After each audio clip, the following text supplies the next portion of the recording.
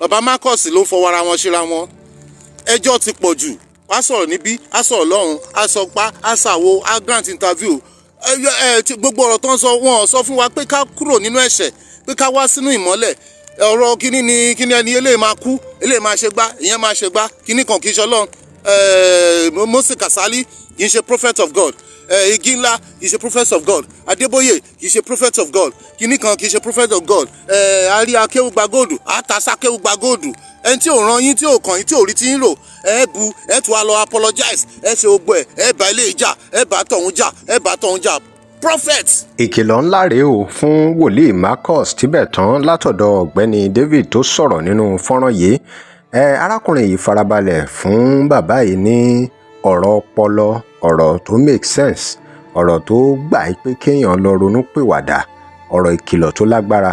Ó sọ àwọn ọ̀rọ̀ kan pàápàá nípa ọ̀rọ̀ Tìmílẹ́yìn tó ṣẹlẹ̀ pẹ̀lú bàbá Tibetan, ọ̀rọ̀ ilẹ̀, ọ̀rọ̀ tó wọ bíi 70 million naira tí wọn tí sọ tiẹ̀ tán. Òun náà ló sì tún fà á tí arákùnrin David yìí fi sọ̀rọ̀ lórí ẹ pé kí bàbá yìí kó tètè lọ wá nǹkan ṣe sí o. Ó sọ àwọn nǹkan kan tó lè ba iṣẹ́ ìránṣẹ́ bàbá yìí jẹ́. Kí ló fà á tí wòlíì Tibetan tí wọ́n sọ ìran yìí pé Nàìjíríà kọ́ọ̀pù ti wà l'Àbújá tí ò fi rí bẹ́ẹ̀? Kí ni irú nǹkan báyìí lè túmọ̀ sí? Kí ló yẹ kí bàbá yìí ṣe? Kí ló yẹ kí prophet Tibetan ṣe? Kí ni ohun tó wà láàárín àwọn àti Àṣàbí? Báwo náà ṣe sọ̀rọ̀ yẹn sí? Ìgbésẹ̀ wo ló yẹ kí wọ́n gbé? Ta ló yẹ kí wọ́n bẹ̀ kí iṣẹ́ ìránṣẹ́ wọn kó má bàa dìbàjẹ́? Kí lárákùnrin yìí rí tí ó fi jáde láti wá sọ gbogbo àwọn nǹkan yìí tó fi ní láti kàn sí bàbá Tibetan, tó fi ní láti tẹ gbogbo ọ̀rọ̀ yìí sí afẹ́fẹ́?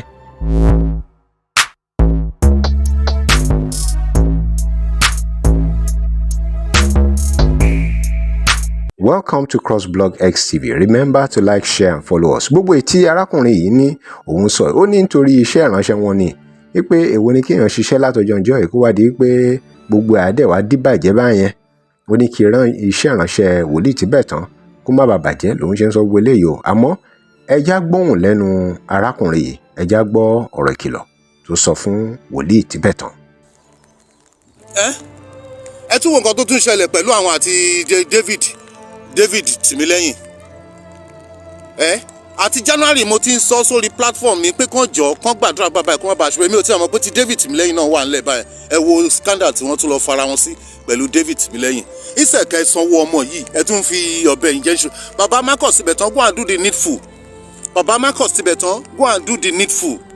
Ẹ gbọ́ ohùn tọ́lọ́run sọ fún yín. Ẹ má arrogance kọ́ lélẹ́yìí. Ẹ lọ ṣe the needful. Bàbá Marcus Tibetan go and do the needful. Go and do the needful. Last week 2 weeks ago ni mo ṣe sọ pé kán gbàdúrà bàbá yìí pé mo rí i pé kọ́lọ́n dáríjì mi o, kọ́lọ́n dáríjì Ọlọ́run jẹ́ kó ṣe o, torí Ọlọ́run fẹ́ kó ẹlẹ́ṣẹ̀ bí kò ṣe kó ronú pọ̀àdà. Ọlọ́run fẹ́ ká dìbàjẹ́. Mo rí i pé aṣọ tí ó wà lọ́rùn bàbá yìí tán gbé wọ̀ lọ́rùn, aṣọ bíi aṣọ àǹkàrà aláràbarà bẹ́ẹ̀ ó wá jẹ́ pé ìgbẹ́ náà fi ya pátánì aláràbarà yẹn sí lára, wọ́n wá bọ́ aṣọ white kúrò lọ́rùn ẹ̀. Mo dẹ̀ sọ, mo tún delete fídíò yẹn, àwọn ọ̀rọ̀ yìí lágbára, bàbá Marcus ọ̀rọ̀ tó Tibetan lọ nílò pé predict mi pé ó lọ kéèyàn prophesy fiyèsí ni o, wípé ọ̀rọ̀ bóyá ìkìlọ̀ prediction ní ká dẹ̀ pé àbí prophecy ní ká pé o. Tó sọ pé prophecy ni náà because bàbá sọ pé Ọlọ́run ti fi hàn òun in the spirit pé Ọlọ́run ti fi hàn òun pé Nàìjíríà ti gba cup of nation AFCON yẹn wọ́n ti gbà, ó ti wà l'Abuja already in the spirit pé Nàìjíríà ló máa win. Wòlíì kan náà ti sọ pé Nàìjíríà máa win by 1-0. Pé Nàìjíríà máa win by 1-0 pé ibẹ̀ kan fi àdúrà tí ó pé kí ni ó possible.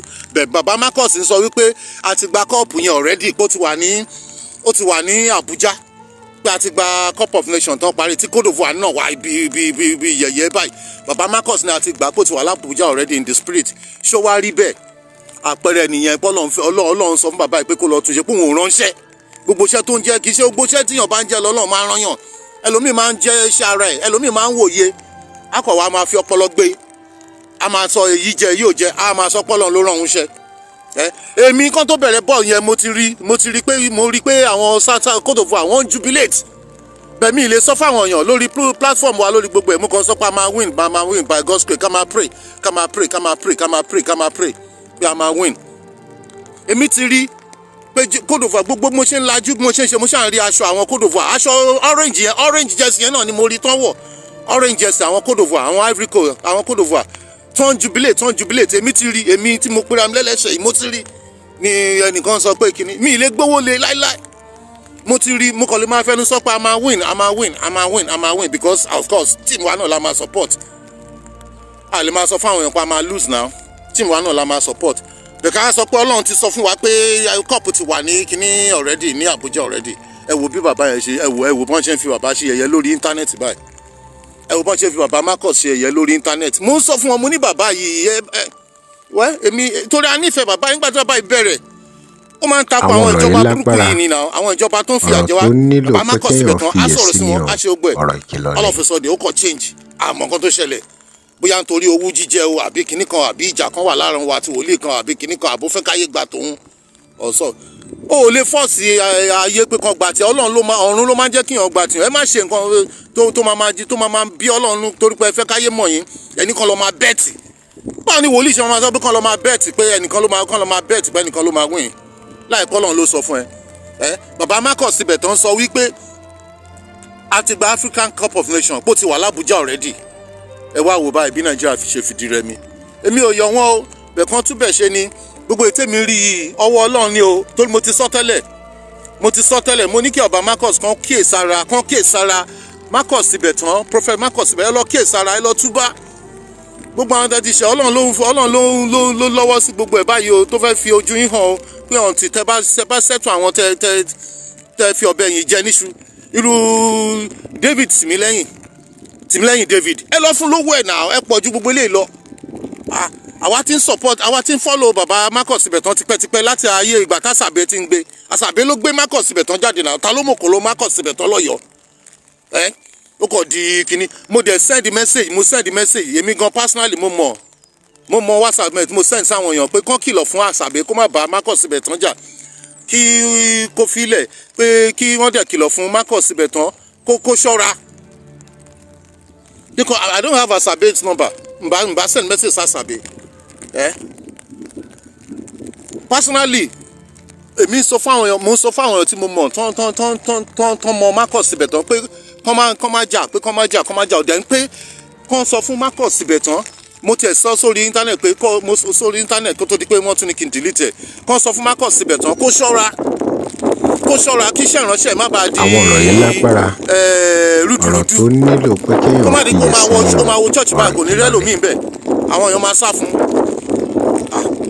wòlíì ò kí n ṣe báyìí kó gbé o ẹ lọ fún ọmọ ìlówó ẹ tún ẹ stop láti máa grant interview ẹ máa grant interview eléyìí ìtàn wọn á wá ẹ máa rojú ara blablabla yín táwọn tí ò lẹ́mìí Ọlọ́run àwọn tí ò lẹ́mìí mímọ́ gan wọn gbọ́dọ̀ ṣe bẹ́ẹ̀ ẹ̀mí mímọ́ máa sọ fún yàn pé kíyàn dákẹ́ kíyàn ní ìjánu kíyàn kóra ẹ̀ níjánu bàbá ẹ̀ kóra yín níjánu ẹ̀ kóra yín níjánu ẹ̀ dẹ̀ ń dójú ti Christendom ẹ bà ìmẹ̀kọ jẹ́ ẹ ní pé wọ́n lọ ń dóra wọn ní ìmẹ̀kọ ni wọ́n lọ ń ṣe kínní gbogbo Muslim lérò ló ń sọ bẹ́ẹ̀ wọ́n lọ ń dóra wọn ní ìmẹ̀kọ ṣé ẹ ti rí wọn tán ṣé gbogbo àwọn tó lọ sí ìmẹ̀kọ náà lọ ń dóra wọn ibo ni iṣẹ́ òsì ṣé wọn kì í dóra wọn ní Saudi Arabia ṣé wọn kì í dóra wọn ní Jerusalem wọ́n lọ ń dóra wọn ní ìmẹ̀kọ ni lẹ́nu wòlíì àgbàlagbà ìwọ tó tún jẹ́ ọmọ sẹ̀lẹ̀ ẹ̀mí mímọ́ ló ń fún yàn lọ́pọlọ náà kò sí sẹ́ǹsì nínú nǹkan tẹ̀ ń ṣe náà ẹ wá wò bẹ́ẹ̀ ṣe ń ṣe lórí íńtánẹ́ẹ̀tì bàbá Marcus síbẹ̀ tán ẹ wá wò bẹ́ẹ̀ ní pé ọ̀run ló mọ̀ọ́mọ̀ tó àṣírí yín bóyá ó fẹ́ fi àjẹ́ yín èmi ti sọ tẹ́lẹ̀ mo tún delete ẹ̀ mo tún delete nígbà tó máa ti bá mi sọ̀rọ̀ máa tún delete ẹ̀ bàbá Marcus síbẹ̀ tán go and do the needful ẹ lọ wá nǹkan ṣe sí bàbá Marcus síbẹ̀ tán mo fi Ọlọ́run bẹ̀ yín ẹ lọ túbá gbogbo àwọn tẹ́tí hot ẹ bẹ̀ wọ́n kẹ́ ṣe kí ni ó tán. tó ẹ̀yin èèyàn wa kí lè ro tẹ̀yin náà nípa ọ̀rọ̀ tí arákùnrin yìí sọ àti gbogbo èyí tí ẹ mọ̀ nípa wòlíì Tibetan kí ni èrò yín ẹ drop comment and remember to like, share and follow us. Thanks for watching.